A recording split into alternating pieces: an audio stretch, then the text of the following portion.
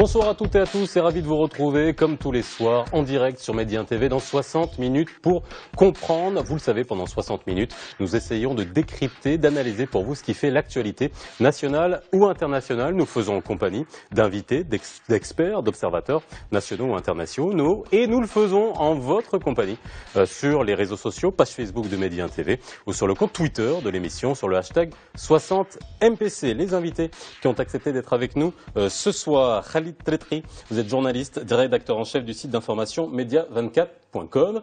Merci d'être avec nous ce soar.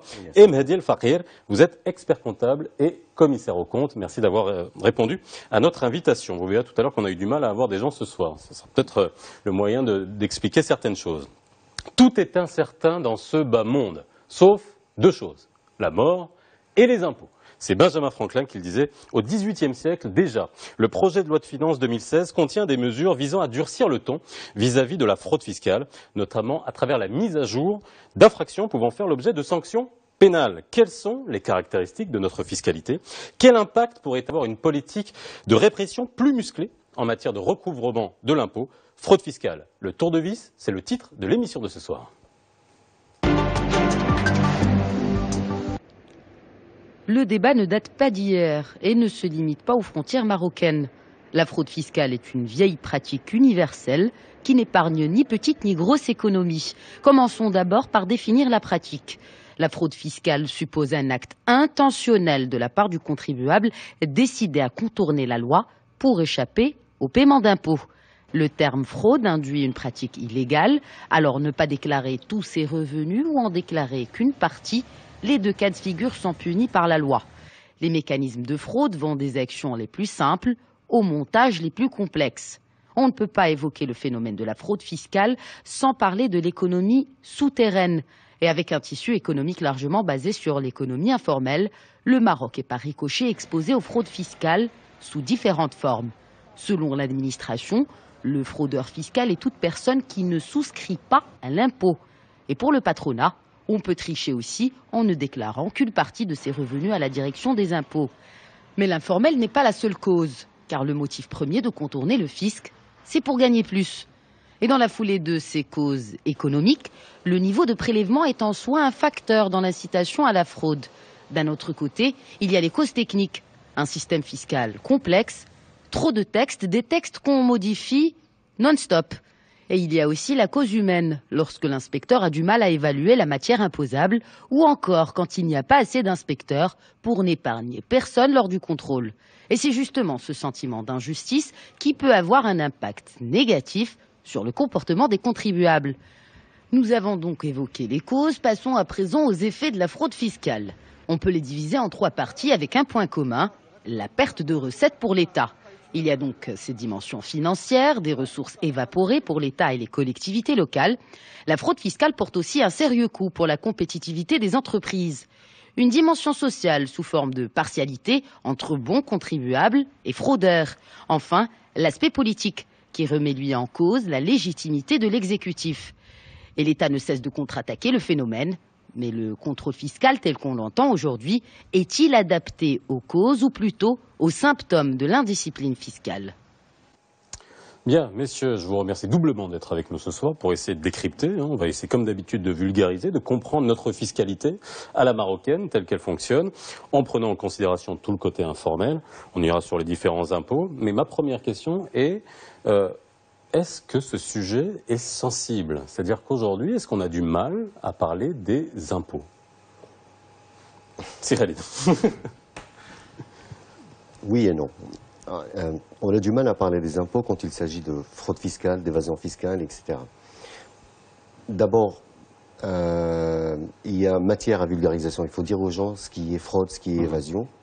Deuxièmement, c'est une pratique assez courante au Maroc. La fraude est une pratique assez courante. Et je peux rappeler que le rapport de la Banque mondiale 2006-2007 disait déjà que 40% de l'économie marocaine est faite d'informel.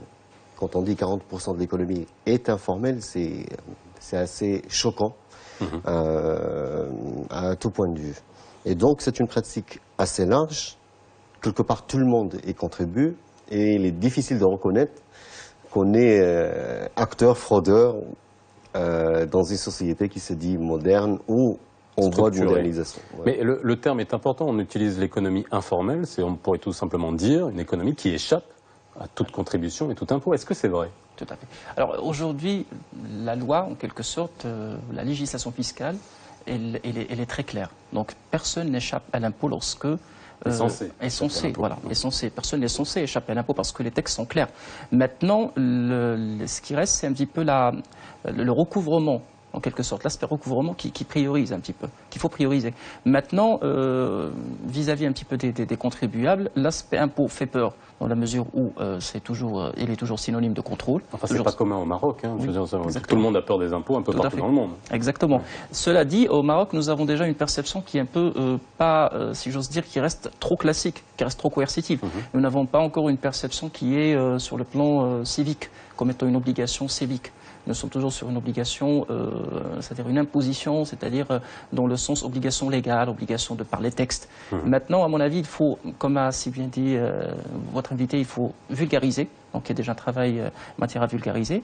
Et aussi vulgarisation aussi en matière un petit peu des démarches administratives, pour déclarer aussi. Parce que beaucoup de personnes, moi en tant que praticien, je rencontre des personnes qui n'ont vraiment aucune notion en matière fiscale. C'est-à-dire qu'ils viennent vous voir, ils ne savent pas, il y en a qui ne savent même pas qu'il faut déclarer des impôts. Exactement. Exactement. Donc il faut vraiment distinguer entre des fraudeurs, entre parenthèses présumés, c'est-à-dire c'est des personnes qui, en quelque sorte, cherchent à frauder, et des personnes qui brodent toujours la bonne foi. C'est des personnes qui ne sont pas initiées à la matière fiscale.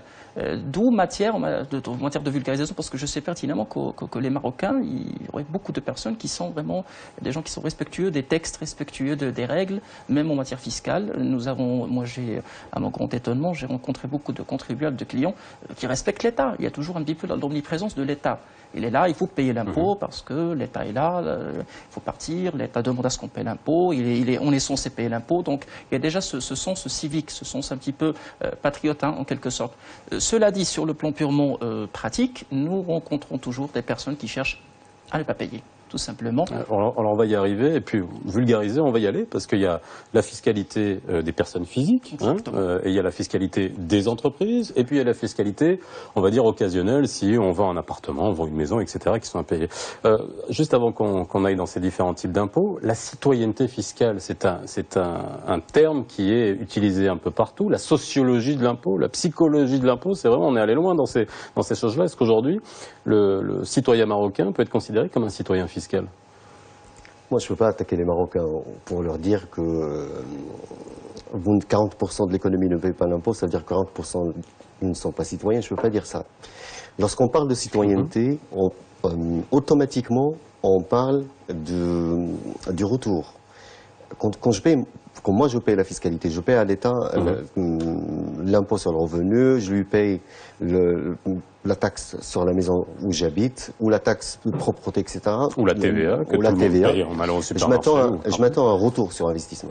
J'attends que l'État fasse quelque chose pour moi, notamment dans l'éducation, dans la santé, dans la sécurité, etc., dans l'état des routes, l'état de la vie quotidienne. Quand on parle de citoyenneté, au même moment, on parle de retour sur investissement. Donc, quand il y a défaillance dans le retour sur investissement, il y a défaillance sur la citoyenneté. Parce que quelque part, tout le monde se pose la question, pourquoi je paierai l'impôt alors que je n'ai pas une contrepartie respectable en retour? Je paie l'école de ma poche alors que je paye déjà l'impôt, je paye la santé de ma poche alors que je paye déjà l'impôt, je suis obligé de me payer un vigile juste à côté de la maison, pourtant je paye l'impôt, etc. Donc c'est deux notions qui vont de pair. C'est un parallèle. Je suis bon citoyen, je paye un bon État qui fait des choses pour moi. Donc quand il y a défaillance ici, il y a toujours défaillance par là.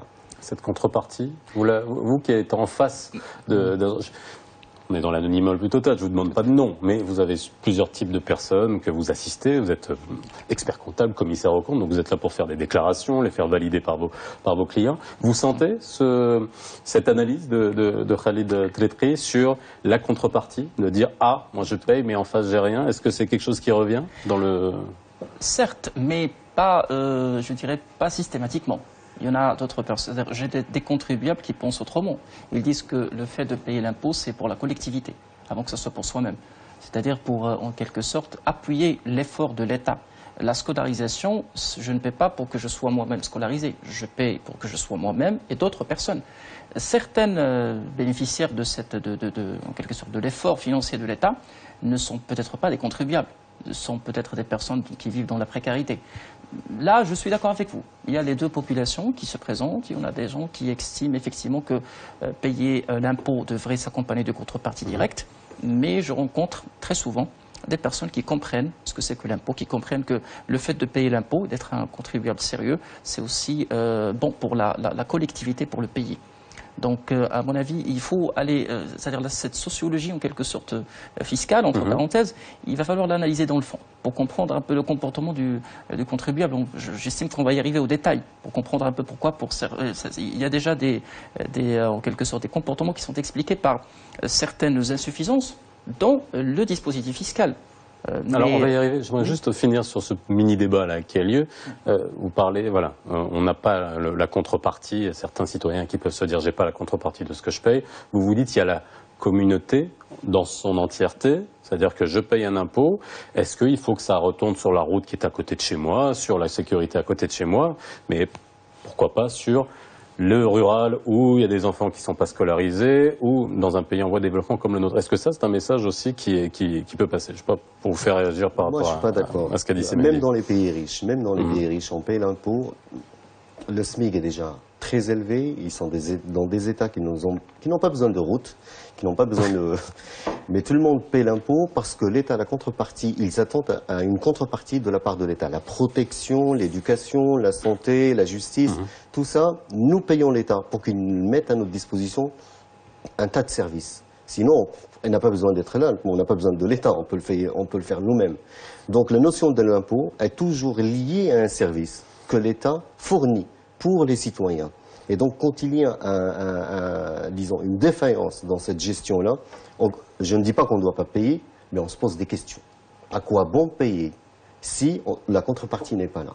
Mais en règle générale, la notion de citoyenneté est liée à la contrepartie.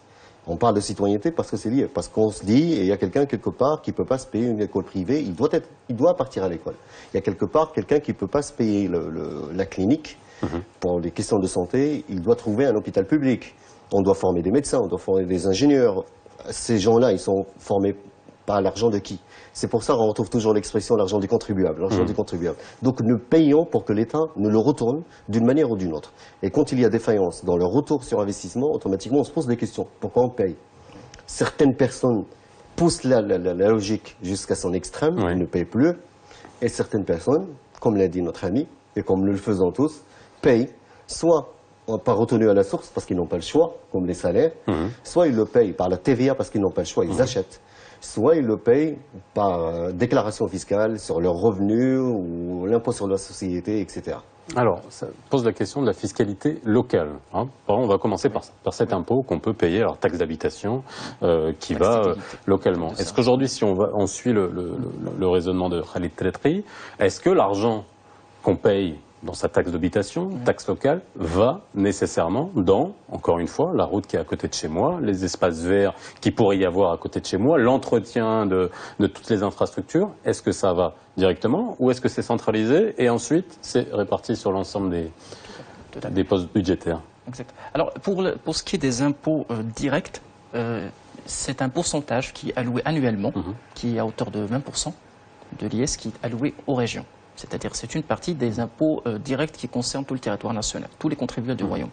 Maintenant, pour les taxes locales, c'est-à-dire la perception et le recouvrement de ces taxes se fait via des mécanismes locaux pour renflouer la caisse des régions et en quelque sorte des municipalités. Donc effectivement, la taxe locale, ou les taxes locales comme leur nom indique, sont censées contribuer au budget local. Là, je reviens sur, en quelque sorte, la nécessité que les régions puissent disposer de ressources financières. Ils ne peuvent plus compter que sur l'effort et l'appui de l'État, l'appui financier de l'État. Une réussite ou la réussite d'une vraie politique de développement durable sur le plan régional dépend en grande partie de ressources financières. Et là, j'aimerais bien distinguer deux niveaux de raisonnement. Et il y a le niveau de imposition, recouvrement, et il y a le niveau de gestion financière des deniers publics et des ressources de l'État. Ça, c'est deux niveaux qui sont complètement différents. On est obligé, c'est-à-dire, je dis obligé de disposer de ressources, parce que ceci va nous éviter l'endettement. Ne pas disposer de ressources, ceci va impacter la qualité des programmes de développement sur le plan local comme sur le plan national. Maintenant, la gestion des ressources de l'État, c'est un débat qui est un peu plus large. Il en dépend, c'est un débat institutionnel, un débat d'un caractère politique aussi. Mais je vous rejoins entièrement. Il est toujours question, on s'attaque déjà à l'impôt. À l'agent de l'impôt, à l'agent de recouvrement, à la trésorerie, en disant voilà. Mais ce dispositif d'imposition de recouvrement, son rôle est limité à faire disposer l'État de ressources financières. Maintenant, la gestion de ces ressources, c'est un autre débat, à mon avis. Alors justement, juste pour revenir sur ce chiffre. Correction, Oui, une correction. C'est les prélèvements, c'est la partie. Il y a une partie de la TVA et non pas de l'IS qui revient aux collectivités locales, aux communes. Cette année-là, ils vont verser 23 milliards de dirhams pour les communes et 2% de l'IS aux régions. D'accord ? 2% de l'IS. L'IS aux régions. Pour ce qui est de la taxe locale, il y a des taxes dédiées à la propreté avec lesquelles on paye la gestion des décharges, la collecte des déchets, etc. Une partie des taxes va à l'entretien des routes parce que la collectivité locale ne construit pas les routes, elle les entretient. D'accord ? Et tout ce qui est service à la population au niveau local. Et ça, se sont prélevés sur des taxes qui sont parcellaires, ils sont partout. Ça peut être taxe sur l'ouverture tardive, taxe sur l'hôtellerie, taxe, et on a beaucoup. Sur les enseignes, par exemple, à chaque fois que vous mettez une enseigne de médecins, d'experts comptables, vous payez tout ça aussi, c'est une taxe locale. Il y en a pas mal. Alors, alors vous parlez de taxe locale, lorsqu'on voit que il y a un déficit record de 3,7 milliards de dirhams à fin 2014 concernant Casablanca, dans le sens où on n'a pas recouvré l'impôt, 3,7 milliards de dirhams, c'est énorme. Oui. C'est-à-dire aujourd'hui, qu'est-ce que ça veut dire? C'est-à-dire que ces taxes locales, on n'arrive pas à les récupérer. Les gens ne vont pas les payer, on ne va pas les chercher. Alors là, juste une petite précision. Effectivement, la taxe sur l'enseignement, les enseignes, l'enseigne, qui est une taxe locale, c'est une taxe qui a été déjà instituée par la loi de 2007 sur la fiscalité des collectivités locales, mais le dispositif de recouvrement a tardé à être mis en place. C'est-à-dire qu'on crée des impôts et puis on n'a pas comment aller les chercher c'est-à-dire on crée des impôts, c'est-à-dire il y a des textes. Maintenant, le dispositif de recouvrement, il incombe en quelque sorte aux administrations compétentes, notamment l'administration, la TGR, c'est la Trésorerie Générale du Royaume, et les recettes communales. Pour les taxes parafiscales, ça c'est un autre sujet, parce que certaines taxes sont instituées par des textes administratifs, des arrêtés, mais dont le recouvrement dépend d'organismes spécifiques. On parle bien sûr de la taxe sur en quelque sorte, la taxe sur l'hôtellerie, c'est-à-dire la taxe de l'hôtellerie dont la perception est confiée au conseil régional. Exactement, c'est le conseil collecteur.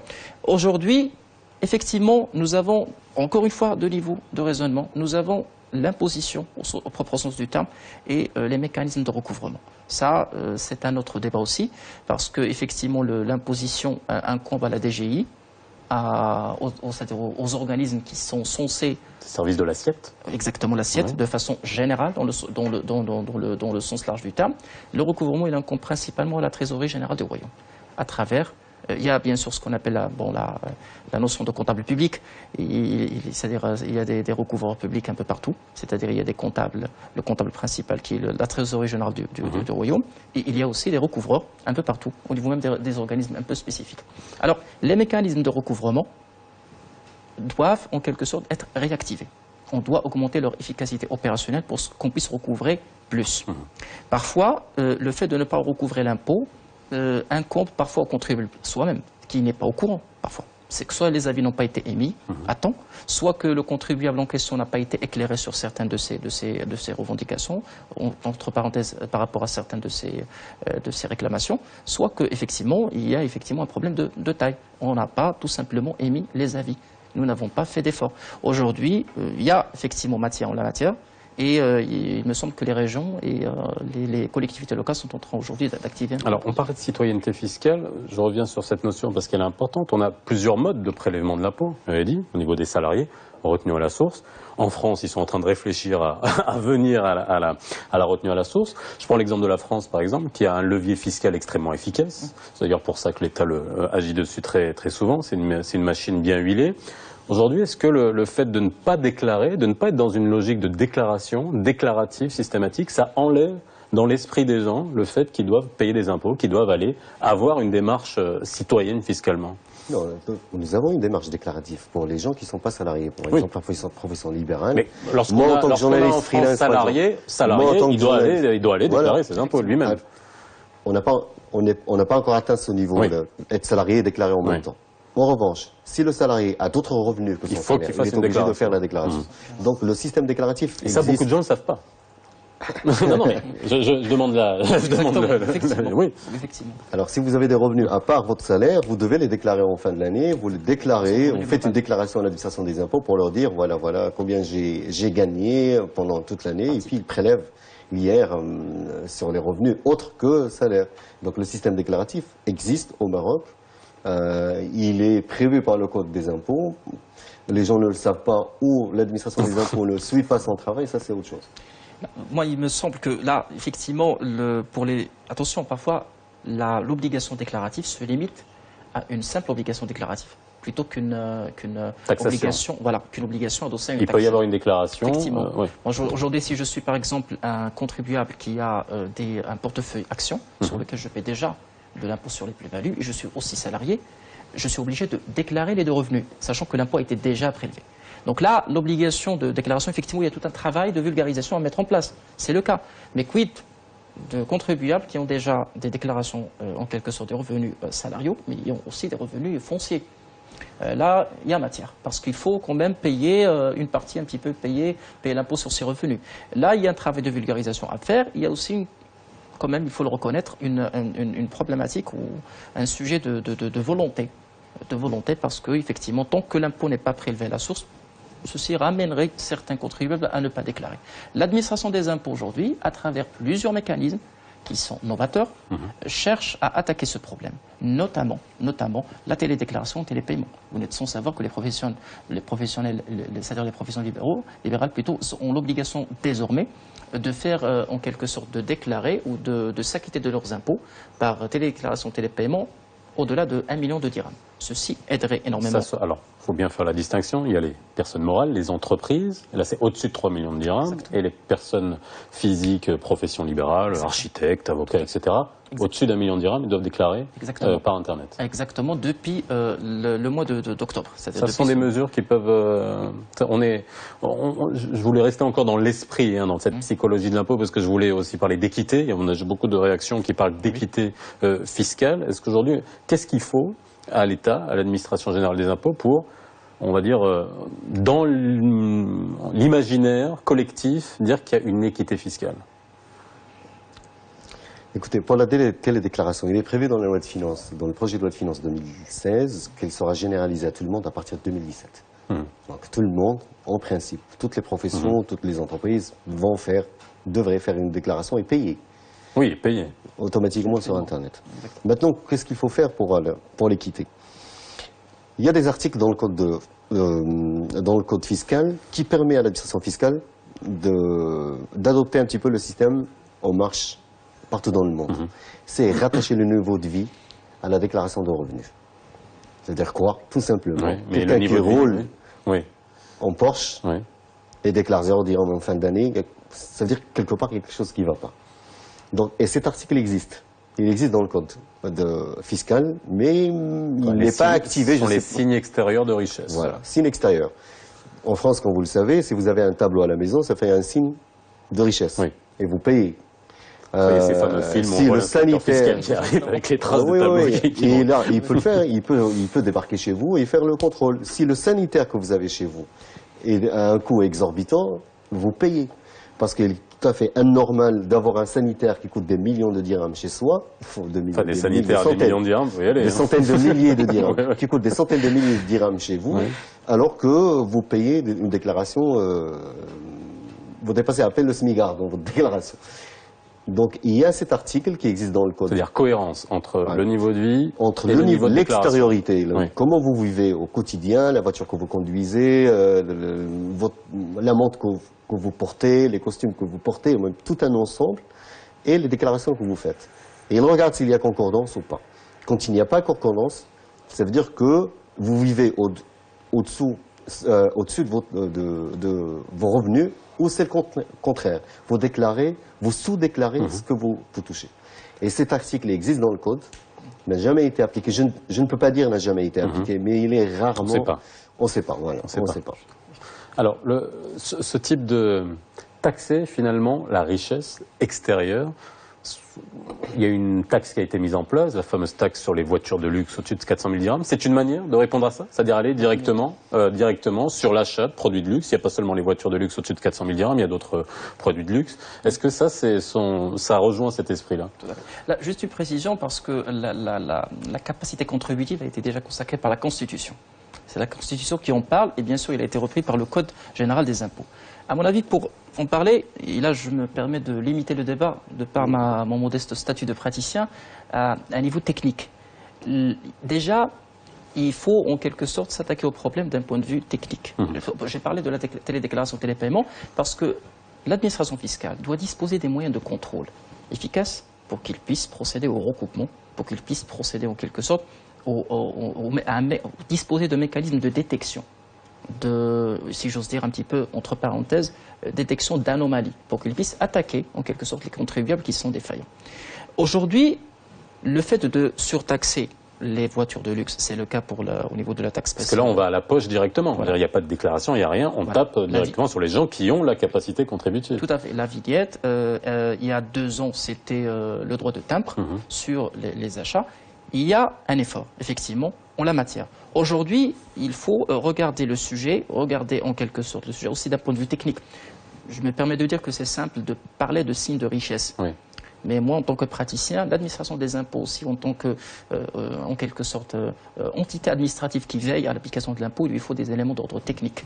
Aujourd'hui, les achats, en quelque sorte, de produits de luxe, une grosse voiture, 4 voyages à l'étranger, j'en sais rien. Je suis d'accord avec vous. Je pose la question. Maintenant, l'inspecteur des impôts, lorsqu'il débarque, il y a déjà des textes qui régissent son travail. Il ne peut pas, en quelque sorte, traiter un sujet fiscal sans disposer d'un minimum, d'un fond de dossier et d'une manière de faire qui est déjà consacrée par la loi. Aujourd'hui, si on veut attaquer effectivement le problème, il faut l'attaquer d'un point de vue, à mon avis, technique.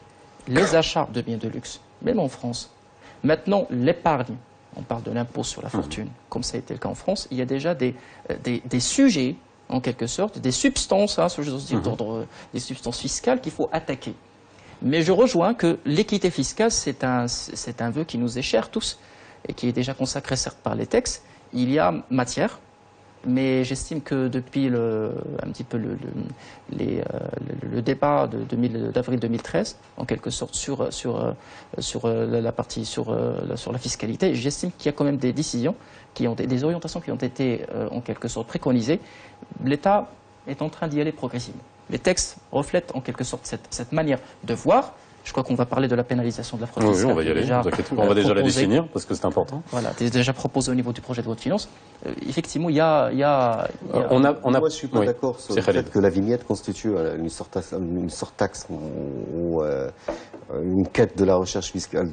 Proportionnelle à la richesse. Quoi. Vous savez, tous les produits de luxe, partout dans le monde, sont surtaxés. Oui. Tous les produits de luxe. Ce qui est logique. Le parfum, la montre, tout. Et donc, les personnes qui achètent ce genre de produits ont assez de moyens pour payer la marque ou pour payer le bien, abstraction faite de la taxe qu'on lui applique. Moi, je parle de la concordance entre le rythme de vie ou l'extériorité et la déclaration de revenus.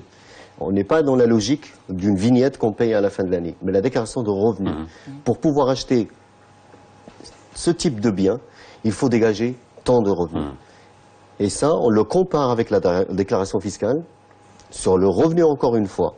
Et on regarde si la déclaration fiscale correspond à ce genre correspond à ce qu'il est supposé avoir gagné pendant l'année. C'est ça l'idée. Et non pas une taxe sur la vignette ou sur le... Alors, on reviendra sur les signes extérieurs de richesse, on reviendra sur la notion de foyer fiscal qui n'existe pas chez nous, et on parlera de la fraude fiscale. On se retrouve après une petite pause.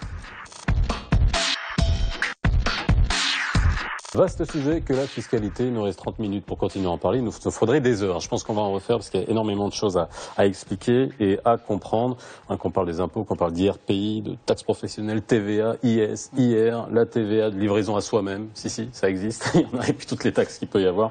Contentons-nous aujourd'hui d'essayer de comprendre. Alors déjà, j'aurais aimé, avant qu'on parle de fraude fiscale, d'optimisation fiscale, d'évasion fiscale, parce que ce sont des termes qui sont différents. On a même entendu parler de blanchiment de fraude fiscale, qui sont des délits. La notion de foyer fiscal n'existe pas chez nous. C'est-à-dire qu'en gros, prendre en considération les revenus d'un ménage pour qu'ils soient imposés proportionnellement aux revenus du ménage. Ça, est-ce que ça a déjà été discuté? Est-ce que ça a déjà été caressé dans des projets de loi de finances ou dans la réflexion sur la fiscalité? En fait, il y a déjà ce qu'on appelle c'est la fiscalité des groupes. C'est-à-dire des groupes d'un point de vue, si on parle de personnes morales, on parle aussi de groupes, mais on parle aussi de groupes de personnes physiques. L'idée est là. Sur le plan technique, l'idée est là. Maintenant, il y aurait une réflexion en la matière, ne serait-ce que pour les personnes morales, au niveau de l'administration, de la Direction générale des impôts. La mise en œuvre, la mise en place d'un tel dispositif ou d'une telle notion nécessiterait la mise en place de moyens de contrôle, de dispositifs dédiés. Techniquement, je reviendrai toujours sur l'aspect technique. C'est facile à mettre en place, pas justement, techniquement. Ça me semble difficile. Autant pour les personnes morales, c'est plus facile, mais pour les personnes physiques, ça devrait être difficile. Ça contribuerait à l'équité? L'équité, c'est une autre notion. C'est une technique d'imposition qui est liée au système déclaratif. Il faut d'abord qu'on généralise le système déclaratif à tout le monde. Ça, c'est un. Deux, cette notion n'existe pas au Maroc pour la simple raison que nous sommes dans une économie liquide. N'oubliez pas que l'économie marocaine, elle est liquide. Il y a beaucoup de commerce, il y a beaucoup de choses, de cash qui circulent. Et lorsqu'on parle de cash, ça veut dire qu'il n'y a pas d'écrit, il n'y a pas de... Le taux de bancarisation est aussi, il est assez faible au Maroc. On n'est pas à 100%. Moins de 50%. Donc on ne paye pas tout le temps avec la carte ou par chèque bancaire. Et donc, il y a pas mal de dépenses que nous faisons quotidiennement ou de recettes que nous recevons quotidiennement qui n'entrent pas dans le système. Et il est très difficile de mettre en place un système de foyer fiscal. Pour que les gens comprennent, foyer fiscal, ça veut dire vous, votre femme, vous faites la même déclaration en fonction de vos revenus à tous les deux. Non, ça et voudrait les dire charges. qu'un célibataire qui a un salaire égal avec un foyer qui touche la même chose paierait plus parce qu'il a moins de personnes à charge, etc. C'est la notion de foyer fiscal. Tout à fait. Voilà. Le dispositif de suivi risquerait d'être complexe, compliqué à mettre en place.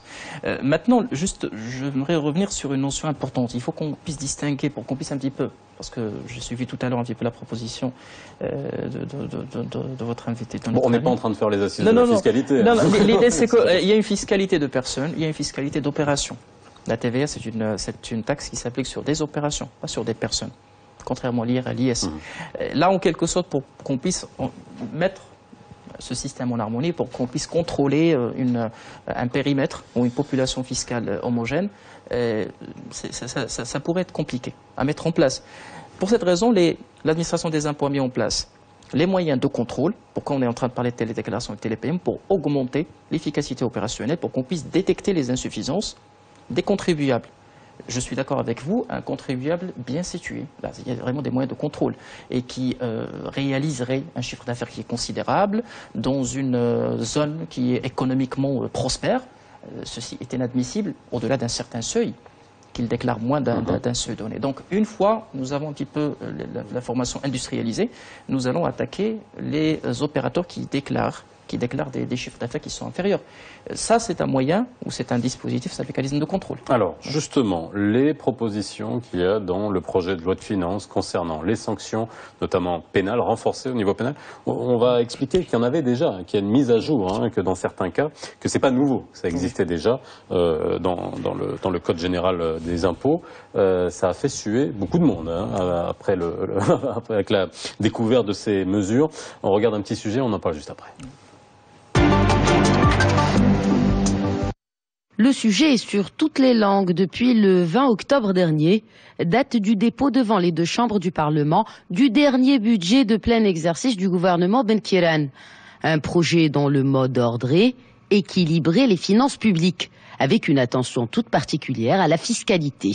L'argentier du royaume, Mohamed Boussaïd, table sur des recettes fiscales de près de 200 milliards de dirhams, essentiellement via les impôts directs ou indirects. Parmi les points notables en matière fiscale figure la progressivité par seuil de l'IS, de 10% pour un résultat fiscal inférieur à 300 000 dirhams, à 31% pour les plus de 5 millions. Il s'agit aussi de supprimer l'imputation de la cotisation minimale en matière de l'impôt sur la société. Une fiscalité dite plus incitative pour booster l'investissement et pour rétablir l'équité. Le projet de loi de finances veut aussi généraliser le paiement en ligne et le rendre obligatoire dès 2017. Dans le cadre de la réforme déjà initiée de la TVA, le projet propose d'entamer le processus de généralisation du remboursement de cette taxe. Et toujours dans le cadre de l'équité, dans l'immobilier cette fois, il est proposé de remplacer le tarif fixe de 60 dirhams par mètre carré par un tarif progressif adossé à la superficie du bien. Ensuite, il y a un point qui a suscité beaucoup de réactions. Le projet de loi de finances se distingue en effet avec cette nouvelle disposition, la peine d'emprisonnement qu'encourt un fraudeur de 1 mois à 2 ans, agrémentée d'une amende de 50 000 dirhams, et ce, et voilà la nouveauté, dès le premier faux pas, à savoir fausse facture, vente répétitive sans facture ou encore maquillage du chiffre d'affaires. Bref, la chasse aux sorcières est déclarée. Alors, je vous voyais sourire, il y a des choses qui font peur, la prison ça fait peur, on va revenir un peu sur ce qui a été mis à jour en termes d'infraction, mais juste la différence entre différents termes, on parle d'optimisation fiscale, d'évasion fiscale et de fraude fiscale. Alors, si on devait faire rapidement les frontières entre les trois termes, si vous pouvez nous expliquer en gros ce que c'est.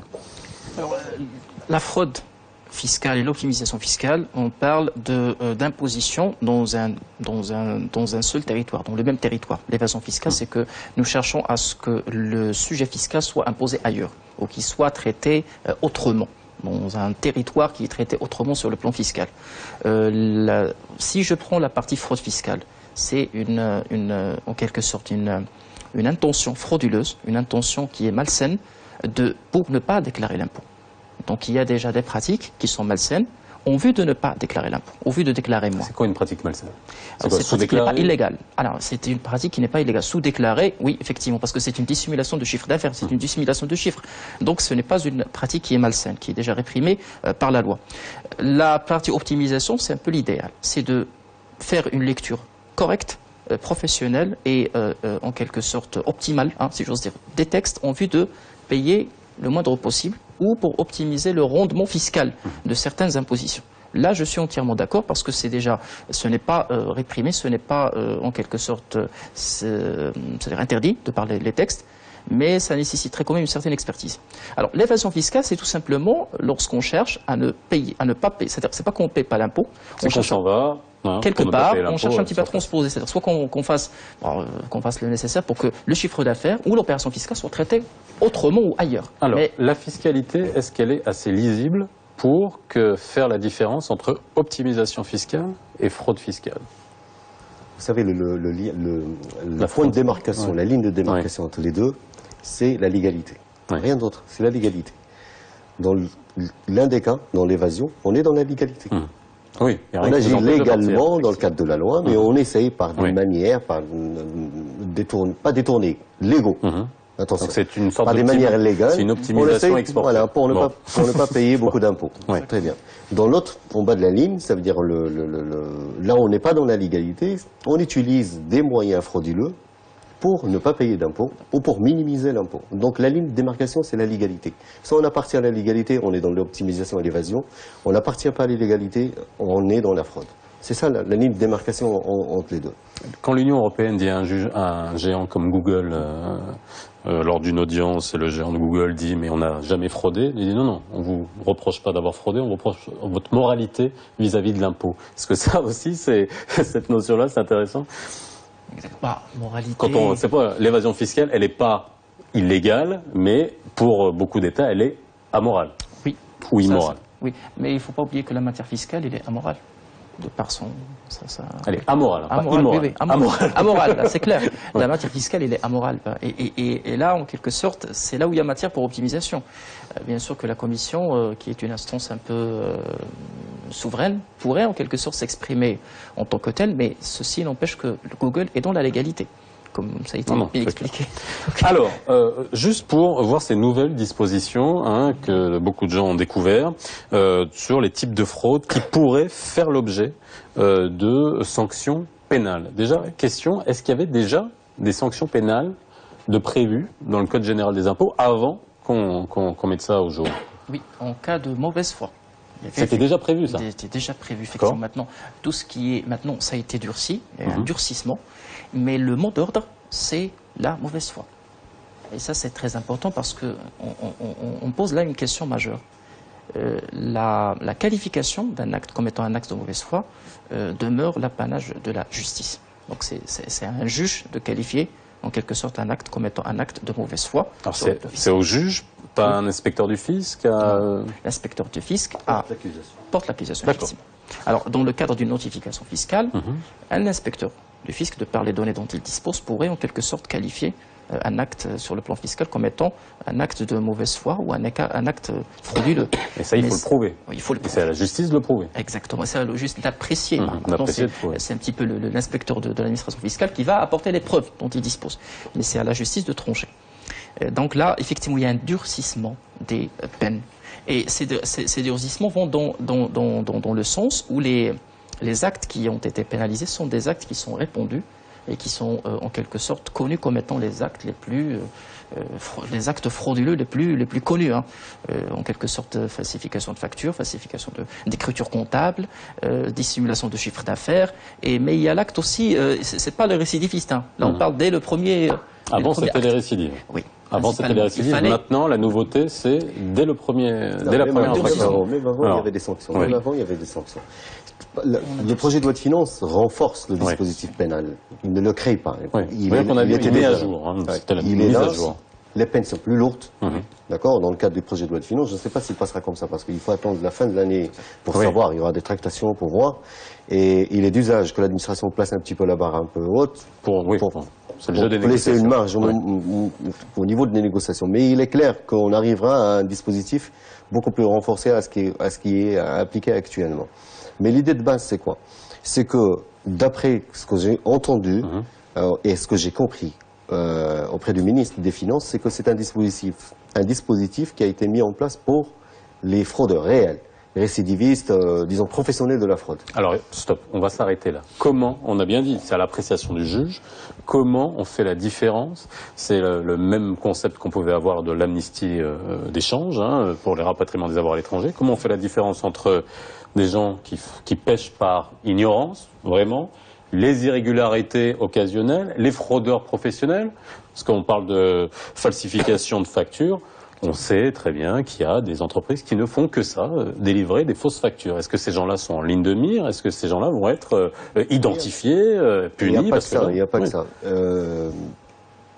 L'administration des impôts, par exemple, l'administration des impôts vient d'annoncer, avec l'administration des douanes, qui vont commencer à faire des opérations conjointes. C'est-à-dire quoi?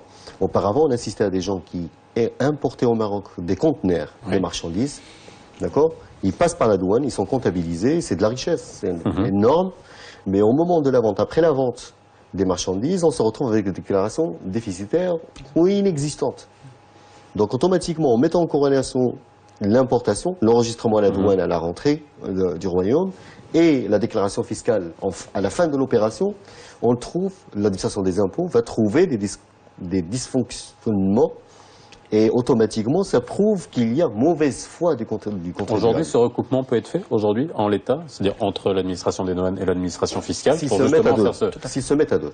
C'est prévu déjà par la loi de finances, il y a 2 ans de cela, c'était le droit à la communication, la mutualisation de l'information entre la direction des impôts, la douane, l'office d'échange et la CNSS.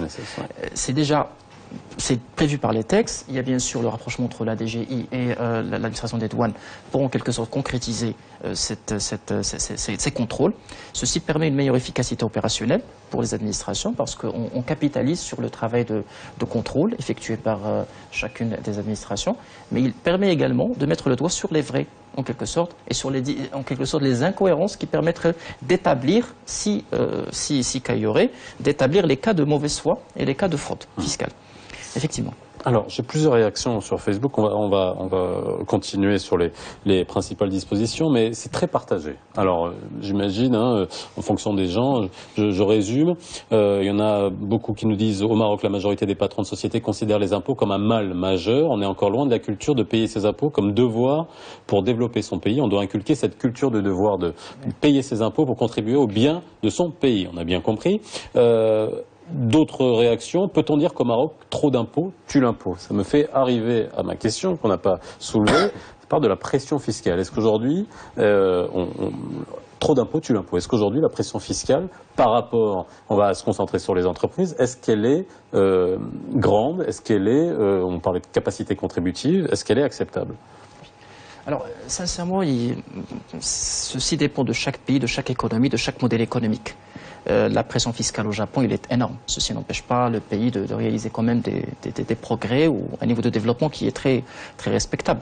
Il me semble quand même que le débat par rapport à la charge fiscale et à la pression fiscale doit être en quelque sorte abordé sur deux niveaux. Il y a déjà la partie taux d'imposition, assiette.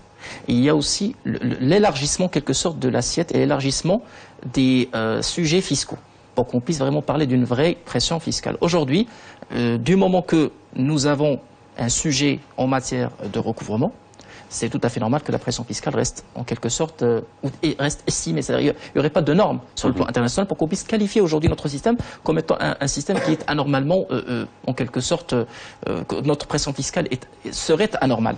La preuve, c'est que quand même les grands contribuables, qui sont les établissements financiers, contribuent d'une façon énorme quand même et considérable dans le budget de l'État. Ceci ne les empêche pas d'être les leaders sur le plan en quelque sorte continental.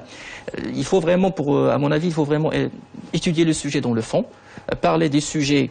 Ce que vous êtes en train de me dire, c'est qu'on ne peut pas évaluer la pression fiscale au Maroc? Non, la pression arithmétiquement, oui, sur le plan calcul, je peux très bien le faire. C'est-à-dire même nous, pour évaluer la pression fiscale sur une entreprise, on récupère ce qu'on appelle, on calcule le taux effectif d'impôt. C'est-à-dire on calcule l'impôt calculé, c'est-à-dire on estime l'impôt calculé sur le résultat comptable avant imposition. Ça, c'est facile. Mais là, est-ce que... facile pour vous? Oui, non, je dirais facile sur le plan calcul. Oui. Maintenant, pour dire est-ce que ça les retombées négatives sur le développement, sur en quelque sorte le parcours de l'entreprise ou de l'opérateur économique, ça c'est un autre débat. Aujourd'hui, la pression fiscale doit être évaluée de façon plus, je dirais, scientifique. Nous ne pouvons pas aujourd'hui rester sur un constat qui est en quelque sorte évite en disant la pression est énorme ou serait énorme. Vous me parlez de patron d'entreprise, écoutez, c'est subjectif. Si, comme l'a dit si bien notre ami, des personnes qui ont la capacité contributive et qui peuvent très très bien payer l'impôt, estiment, et ça c'est un avis qui ne regarde que c'est trop, il y aurait d'autres personnes qui, même en estimant que c'est trop, estiment qu'il va falloir en quelque sorte passer à la caisse pour s'acquitter de ses obligations. Moi j'aime être réaliste. Nous estimons tous que la fiscalité est un mal nécessaire. D'ailleurs, c'est difficile pour n'importe quel humain de payer un impôt dont tu ne vois pas, ne contrôle pas la gestion, ne voit pas le fruit, la contrepartie, donc là, etc. On revient à la genèse de psychologie. Mais nous fonctionnons dans un système légaliste, comment dire, légal. Ça veut dire qu'il y a des lois que nous devons respecter en tant que citoyens. Et donc, si la loi dit qu'on doit payer l'impôt, on va payer l'impôt. Sans tricher. On va payer l'impôt. Il n'y a pas de problème. Maintenant, est-ce que la pression fiscale est énorme ou pas? Selon les études qui ont été faites pendant ces 5 dernières années, la fiscalité n'est pas citée de manière récurrente comme une entrave ou située dans un niveau oppressant pour les entreprises, etc. On a beaucoup plus de problèmes de financement auprès des banques, beaucoup plus de problèmes de qualification dans le middle management, etc., plutôt que la fiscalité. Donc il n'est pas considéré que. Mais le problème au Maroc, c'est qu'il y a trop de fiscalité sur la même population qui paye.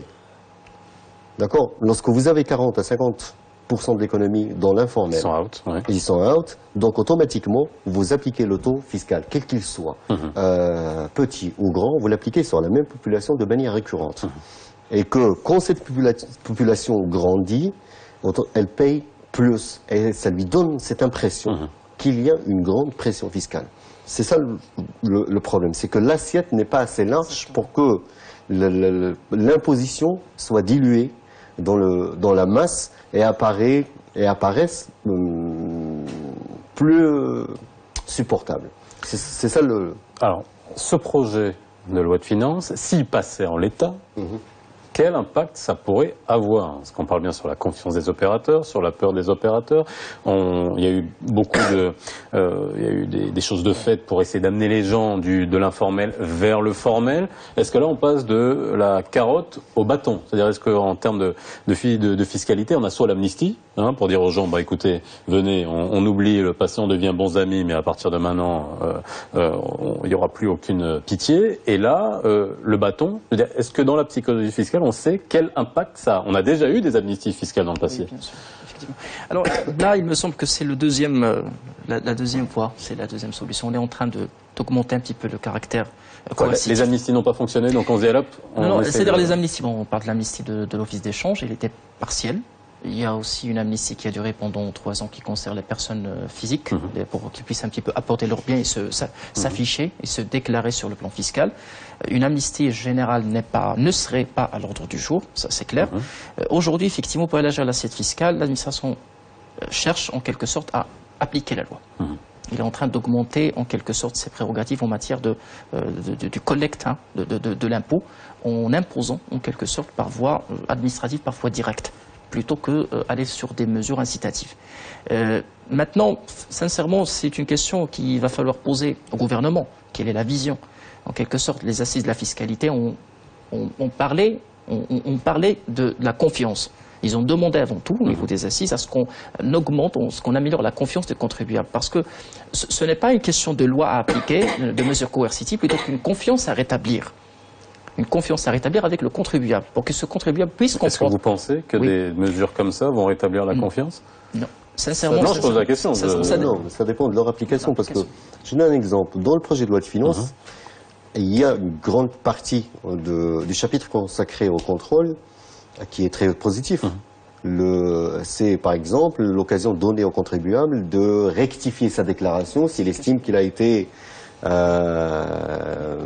mal faite, ou s'il a la conviction que l'administration des impôts ne va pas le rater parce que certainement ils ont compris. C'est une très bonne chose. C'est l'appliquer comme ça, c'est une très bonne chose. Mais imaginons l'extrême. Imaginons que moi, en tant que contribuable, je fais une déclaration, je triche un petit peu, et puis je me suis dit, 2-3 jours après, je me dis, il faut que je rétablisse, il faut que je revienne il faut que je rectifie. Je fais oups, oulala, voilà, je vais rectifier ce que je vais faire. Et donc je dis à l'administration d'impôts, excusez-moi, j'ai fait une fausse déclaration, voilà la vraie déclaration. Qu'est-ce qui me dit que cette rectification ne sera pas utilisée contre moi dans un procès pénal? Parce que c'est une preuve, directe, parce que c'est une preuve directe de la fraude que moi je reconnais personnellement. La procédure rectificative, comme son nom l'indique, la procédure rectificative existait. On vient en quelque sorte de l'instaurer, de la formaliser. Mais par le passé, de la légaliser. De la légaliser. Il n'existe pas dans la loi, c'est une procédure. Avant, le code général des impôts permettait en quelque sorte aux contribuables de déposer des déclarations rectificatives. Aujourd'hui, effectivement, on est en train de reconnaître que les contribuables peuvent se tromper. Mais déjà, ceci, en respectant la loi, on brode la bonne foi. On brode la bonne foi parce qu'on rectifie une erreur. Cette erreur, déjà, c'est pas on la légalise en quelque sorte, mais il y a déjà deux faits sur le plan juridique. Il y a en quelque sorte le fait d'avoir commis une erreur et le fait de la rectifier. Les deux sont légaux. Donc l'appréciation d'un juge irait vraiment dans le sens positif du terme. Maintenant, ce n'est pas... C'est vous qui le dites, hein. Attention, alors, il faut pas... Ça, c'est vous qui le dites. Non, moi je le dis dans le sens où, aujourd'hui, en tant que contribuable, je reconnais en quelque sorte avoir commis une erreur et je fais en sorte à ce que cette erreur soit en quelque sorte corrigée en s'appuyant sur la loi. Alors là, analysons le fait sur le plan juridique. Doit-on inciter en quelque sorte, soit on incite les gens à ce qu'ils rectifient, soit on dit écoutez, si vous commettez une erreur, cachez-la. Il ne faut plus vraiment la faire en quelque sorte. Ceci devrait en quelque sorte... Oui, c'est pour ça que je me dis, il faut voir comment on va appliquer ça. C'est ça la question, c'est comment on va appliquer. Il y a une autre mesure dedans qui dit que si un contribuable qui était dans l'informel décide de venir au formel, on va le redresser sur 10 ans. Alors, justement, la on va le contrôler sur 10 ans. Pas du tout, non. Là, on va vérifier sur 10 ans. Il y a beaucoup de choses qui ont été mal comprises, justement, et on va s'attarder sur la sacro-sainte prescription qui est de 4 ans. Les 4 ans passés, plus l'année en cours, ça fait 5 ans sur les entreprises. Proposer de faire passer le délai de prescription de 5 à 10 ans, c'est sur quel type de contribuable? Ce sont sur les personnes physiques qui étaient dans l'informel et qui vont se déclarer, et à ce moment-là, on leur dit, sur 10 ans, ils pourront être redressés? Non, c'est des personnes qui sont, c'est-à-dire personnes physiques, qui n'ont pas déposé pendant 4 ans leur déclaration. On peut aller jusqu'à 10 ans. C'est-à-dire, la loi de finances a instauré une dérogation à la prescription quadriennale, pour qu'on puisse aller jusqu'à 10 ans pour les imposer. Ça suppose que c'est des contribuables déjà, des personnes qui sont imposables, qui sont éligibles à l'impôt, qui n'ont pas respecté leurs obligations déclaratives. Mais je souhaite revenir sur, en quelque sorte, l'histoire en quelque sorte, des bilans rectificatifs. Attention, ça n'a aucun sens de dire qu'un juge ira à l'encontre, en quelque sorte, de l'intérêt d'un contribuable. Tout d'abord, ce n'est pas le juge qui ira pour, en quelque sorte, regarder la déclaration rectificative, c'est un inspecteur. Tout d'abord, c'est l'inspecteur qui va revoir la déclaration. Si, au niveau, on brode la bonne foi et on prouve, en quelque sorte, qu'en tant que contribuable, on s'est trompé et que nous cherchons à se rattraper, en quelque sorte, il y a déjà un fait fiscal, c'est-à-dire que nous avons déjà rectifié le tir. Nous avons rectifié l'assiette et nous avons payé l'impôt dû au titre de cette erreur. Si redressement il y aurait, ça serait au niveau des majorations des pénalités. Le juge peut en tenir compte, parce que le juge il va en quelque sorte trancher sur la base des éléments apportés par l'inspecteur de l'administration fiscale. Cette mesure n'aurait aucun sens si nous avons toujours le doute. Si nous avons toujours douté de la bonne foi de l'administration et douté de la bonne foi, je m'excuse pour le terme, entre parenthèses, de la justice. Ceci ne va pas... moi, personnellement, je ne ferai pas un travail pédagogique en demandant à mes clients ou personnes que je connais de ne pas rectifier. La procédure de rectificative, elle permet en quelque sorte aux personnes qui l'ont fait, en quelque sorte, qui ont déjà eu des erreurs, qui ont en quelque sorte commis des erreurs, de se rattraper. C'est dans le bon sens, à mon humble avis. Je l'espère. J'ai pas de problème avec ça. Je l'espère, mais je reste sceptique et je demande à voir. Oui. Pour ce qui est des gens qui étaient dans le noir, qui veulent passer dans le blanc, enfin, une façon de faire, une façon de parler, une façon dans le blanc fiscal. Une façon de parler, il est dit que la prescription, il y a une exception de prescription jusqu'à 10 ans. Et moi, je trouve que c'est anormal de faire passer une telle disposition en l'état. Parce que ça va décourager les gens de venir se déclarer à l'impôt. Si moi, j'ai bossé pendant 10 années sans déclarer l'impôt, et puis je me suis dit, basta, à partir de cette année-là, je vais commencer à déclarer mes impôts, il faudrait que l'administration fasse un geste. Enfin, c'est ce que je crois personnellement. Sinon, je ne viendrai jamais me déclarer à l'impôt. Et je reste comme je suis dans l'informel, tranquille. Parce que, voilà, ces gens-là, est-ce que l'administration a les moyens d'aller les chercher? C'est-à-dire, avant qu'ils aillent... Là, si on se dit, bon, j'en sais Khalid, il va dire, si j'y vais, ils vont me redresser sur 10 ans. Est-ce que, il y a les moyens d'aller les chercher, plutôt que d'attendre qu'ils viennent? Là, nous parlons de gens qui n'étaient pas dans le radar. Oui, mais qui ne sont pas dans le radar. Qui n'étaient pas dans le radar. Oui. Tant qu'on vous n'êtes pas dans le radar, personne ne viendra les chercher. Maintenant, vous prenez la décision d'être sur le radar. Et là, les ennuis commencent. Oui, je crois que nous avons mal compris un petit peu la disposition. La disposition concerne les personnes qui se sont effectivement déclarées, c'est des sujets fiscaux. Des personnes qui ont déjà un identifiant. Mais tout le monde est un sujet fiscal. Même le vendeur de chaussettes dans la rue est un sujet fiscal. Oui, attention, l'idée de... Dès qu'il dépasse 3 000 dirhams par mois, il devient un sujet fiscal. Alors, pas de souci, mais quelle est la condition pour qu'on puisse en quelque sorte passer de 4 ans à 10 ans? C'est que tout simplement, on use de manœuvres frauduleuses. C'est déjà précisé au niveau de la loi, du projet de loi de finances. Donc on est déjà dans la fraude.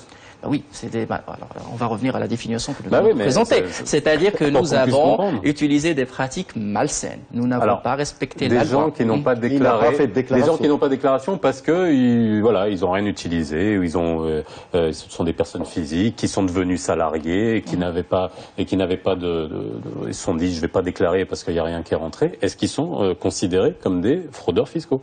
Alors lorsqu'on parle c'est-à-dire lorsqu'on s'affiche, c'est-à-dire lorsqu'on décide un petit peu de s'afficher, alors c'est à partir de cette date qu'on est considéré comme étant incontribuable et les délais de prescription commencent à partir de cette date. On ne peut pas revenir en quelque sorte sur... Parce que l'idée, en quelque sorte, à travers cette disposition, c'est qu'on puisse un peu éduquer les gens. Je ne vais pas aujourd'hui encore enfoncer le clou en disant aux gens qui sont dans l'informel de ne pas venir. Ce n'est pas l'esprit, ce n'est pas le sens de la disposition. C'est-à-dire des gens qui vont s'identifier. Oui. En 2016, imaginons, janvier 2016, quelqu'un vient prendre une patente ou va commencer à payer la taxe professionnelle. Ça sera 10 ans après qu'il pourrait être revu sur les 10 ans. C'est tout à fait normal normal parce que c'est important de le souligner. Exactement, parce que là, on est en train de parler de déclaration. On est en train de parler bien de déclaration. La naissance de l'obligation, des obligations déclaratives, il commence à partir de la date de l'identification fiscale. En s'identifiant fiscalement, c'est là où on est censé déclarer. Maintenant, la question... on va devoir partir. Je sais qu'il nous faudrait beaucoup plus de temps. Ça reste une lecture voilà. Et on verra si ça passe, bien sûr. À partir de janvier, je le répète encore une fois, des impôts et on saura. C'est un projet de loi de finances. On le répète encore une fois. Merci d'avoir été avec nous, de nous avoir permis de décrypter, de mieux comprendre. Excellente soirée sur Média TV, 22h40, la rediff, si vous nous avez pris en route comme d'habitude. À demain.